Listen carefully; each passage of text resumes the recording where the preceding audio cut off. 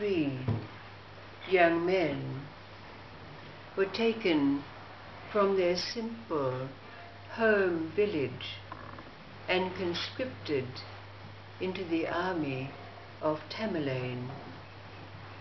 They fought long and hard, and they were all battle weary. The war had been won, and all they wanted to do was to return home to their simple village and live a peaceful life, working the land. So they set out for home, and of course their travels took them through rather wild country. In such a place, they decided to rest for the night, and they found themselves a little safe niche, and 2 of them went to sleep while the other kept guard in case they were beset by wild animals or robbers. He who was sitting up keeping watch was called Feroz, and he'd made a little fire, gathering sticks to give a little comfort through the night. And so he sat by the fire, enjoying its warmth, when all of a sudden he saw coming out from the trees a being. And at first he was going to jump up and take out his dagger to protect himself. But then he saw that it was merely a dervish in a patchwork cloak.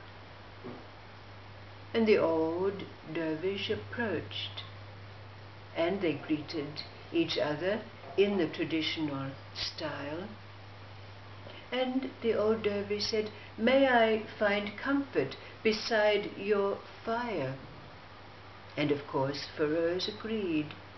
And the old dervish asked him, "Where are you going? Where have you been?" So Feroz told his story, that they'd been at war, Tamerlane's war, and they'd won. But all they wanted to do was return home and lead a peaceful life. So the old dervish said, "Let me give you a gift."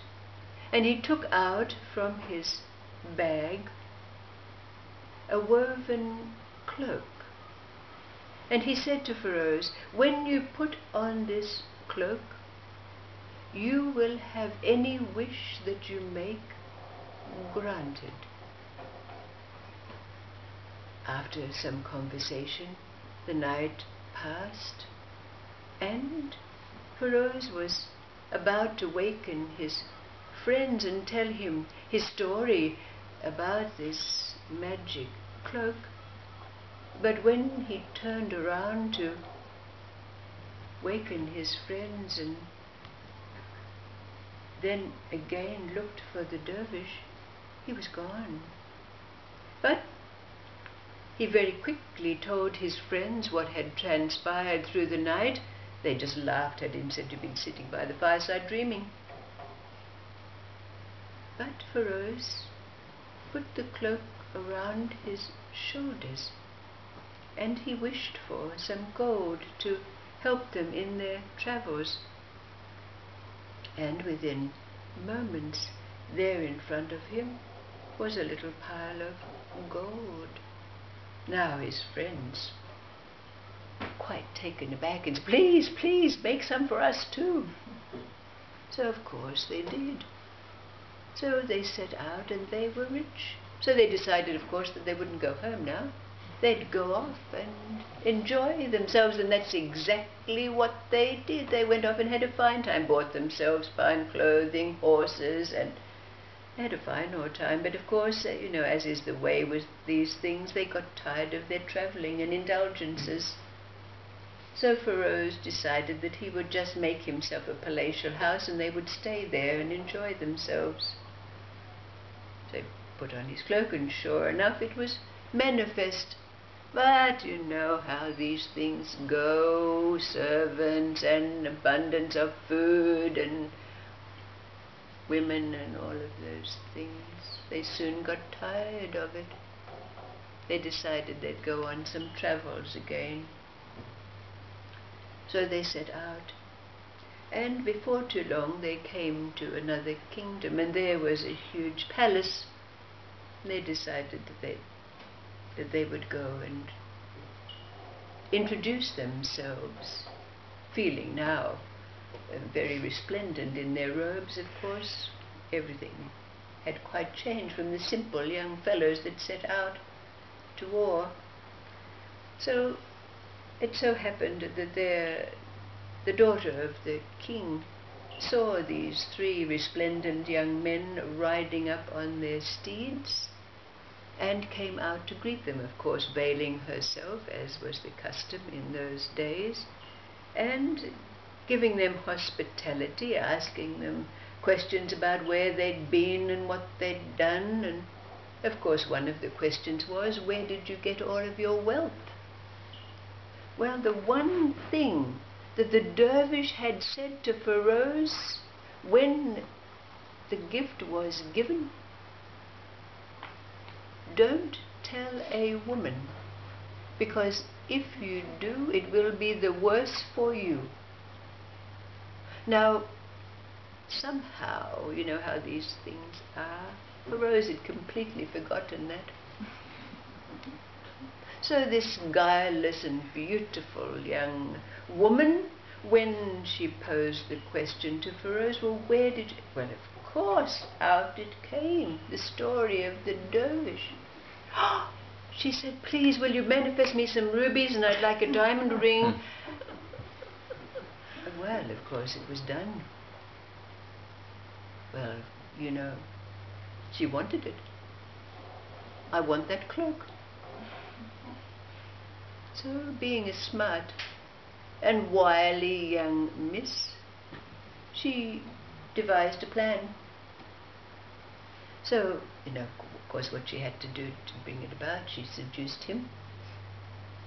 And then, in the meantime, she'd gone off and ordered a cloak to be made exactly like the one that he had. And so, she exchanged it. Well, after they'd been given hospitality, it was time for the young men to move on, and so they did. But when they got on their way and they tried to manifest what it was that they needed, it didn't work. So immediately, of course, Feroz realized what had happened, but what could he do? There were only three of them. If they went back to the palace, they'd be beset by the king's soldiers, and so he tried to devise a plan for himself, but nothing kind of came to him. But then turns up the dervish. There he is. He said, what's happened, my son? So Feroz tells him the story. Oh, he said, well, take this trumpet of Iskander.